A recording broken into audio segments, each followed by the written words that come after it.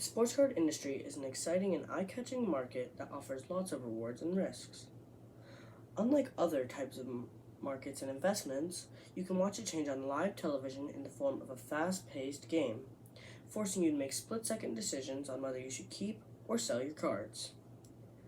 There are lots of different variations of sports cards, but in today's video, we're just going to be talking about basketball cards.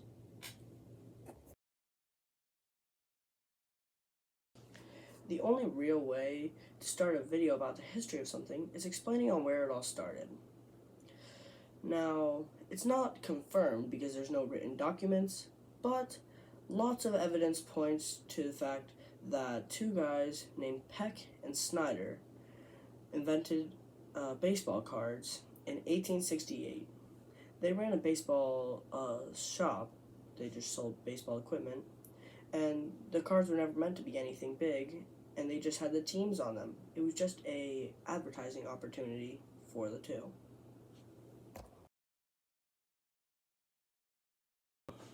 There are lots of different ways to make money off of sports cards and lots of different strategies. It just depends on your opinion on which one you want to use. Me personally, I like to buy cards on players that I think are going to do well during the season, buy their cards really cheap, and then hope that they blow up. And when they do blow up and their cards skyrocket in value, that's when you sell.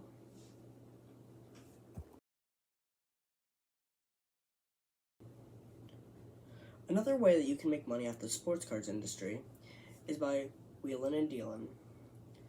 Now, this strategy is most potently used in a real-life environment, such as a card convention.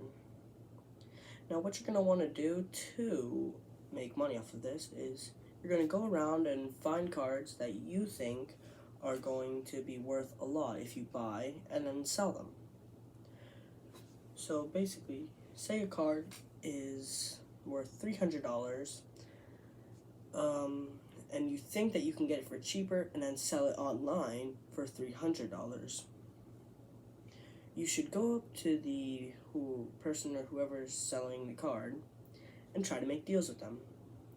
Like, since the card is $300, you should say something like, how close can you get to $250? Which then the owner of the card will most likely drop the price at least a little bit, allowing you to swoop in and get the card for a bargain. Now, if you try to do this a bit too much and press too much and try to scam someone, then you're probably not going to end up buying the card because the person will probably refuse to sell it to you. So keep in mind and never try to scam someone out of what their card is worth. Maybe a bit lower than what it's worth, but always keep the other person's feelings in mind.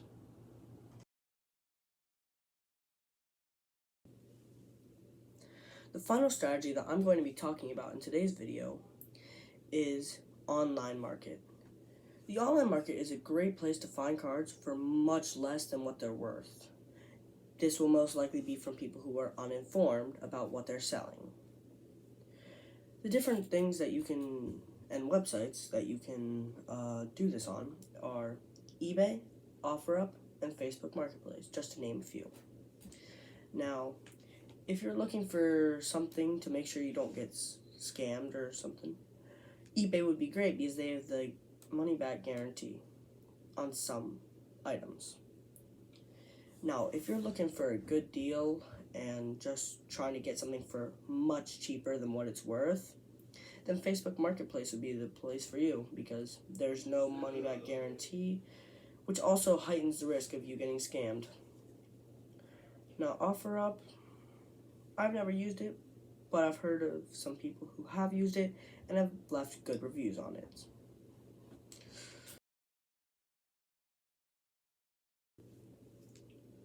When opening a box or a pack of cards, you are going to find three main types of cards and then a bunch of different subgenres. The three main types of cards are inserts, parallels, and base. Base cards are the least valuable out of all of them. You're not going to find many base cards that are worth more than $1. But you'll occasionally find a diamond in the rough. Take, for example, the Victor Wembanyama NBA Hoops base rookie card. If it's graded a PSA 10, it's worth $50. Now, moving on to parallels. Parallels they'll look like base cards, except they'll have a special color to them, a special pattern to them, all the works. And then there's inserts, which are going to look nothing like the base or the parallel cards. They're going to have special different sets, like now incoming and rookies and stuff. Yeah. Now, the main subgenres that I'm going to be talking about are the stuff under autographs. Now, with inserts, autographs are in the inserts category, which is what I would consider them in, but that may vary from person to person.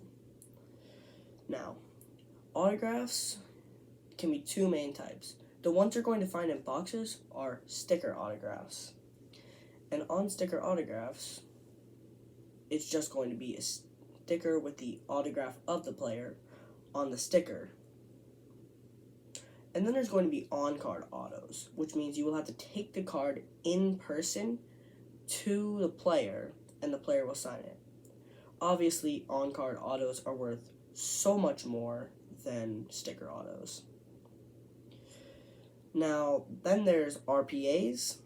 RPAs are basically where they take a piece of the player's jersey and stick it inside of a thick card, just a little patch. And then they take a autograph, generally sticker auto, of the player and put it onto the card, which gives you an RPA. And then the last main type of card that I'm going to be talking about is one of my personal favorites. It's more common than RPAs, while generally being in the same category. They're just patch cards.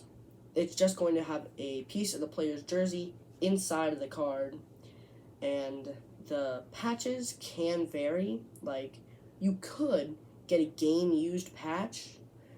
You can get a piece of the jersey that a player actually wore inside of your card, which really rare, but sometimes happens. Or it could just be from the laundry that they never used. It really depends on your luck. It will say on the back of the card, though.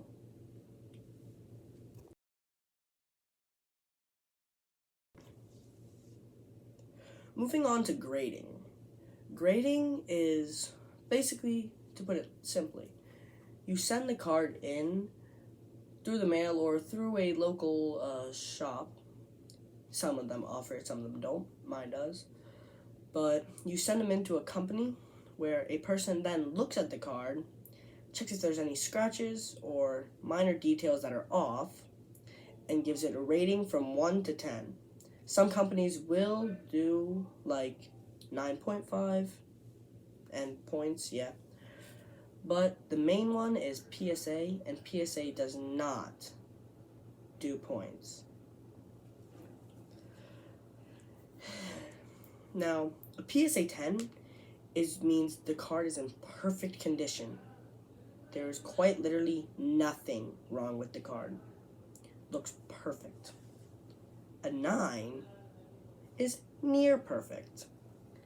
And the difference between a 9 and a 10, the price value is insane. Say a card is worth $45,000, a PSA 10. The card is then worth $5,000, PSA 9. But with the older cards, like cards produced in the 1950s, you'd be very lucky to even get a PSA 5 because of how old the cards are, and a PSA 5 is probably equivalent to a PSA 10, depending on how old the card is, but generally on the older things. You're not going to find it on the 1980 stuff. It's going to be on the 1950 stuff. There's lots of different companies, and the price value between the top two companies is insane. PSA 10, like I said, using the same example, $45,000 PSA 10. And then there's SGC, which I believe to be the second biggest one, but it varies on who you ask, is going to be 10,000 SGC 10.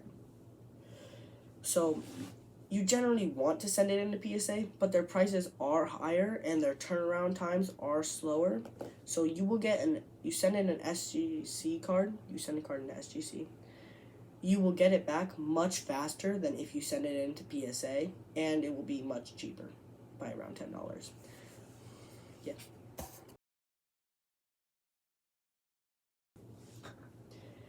There's lots of different ways you can get cards. The main three are boxes, packs, and buying them off of another person. If you're into luck and you want to pull something yourself, like you want to have the thrill of pulling an Anthony Edwards autograph, like the one that I have in one of my other videos, you should definitely go check that out. Leave a sub and a comment. Then you should totally go for boxes and packs. Boxes are going to be much more expensive, but they're going to have a lot of packs inside of them, and the packs inside of the boxes are going to have a much higher chance of having something good in them. Now, boxes generally have at least a guaranteed one autograph per box, whereas packs, you're rarely going to pull anything good. Now, buying the card off of another person, like say you're looking for a very specific card, like Rob Dillingham, RPA, PSA 10, numbered 5 orange. You can look that up and find it. But you will only get that one card, depending on if you buy it off of a bundle or not. That's going to be it for today's video. I hope you all enjoyed it and stayed till the end. I highly doubt it, but if you did, thank you very much. Please leave a sub. You don't have to, but it really helps out a lot. Leave a like and subscribe.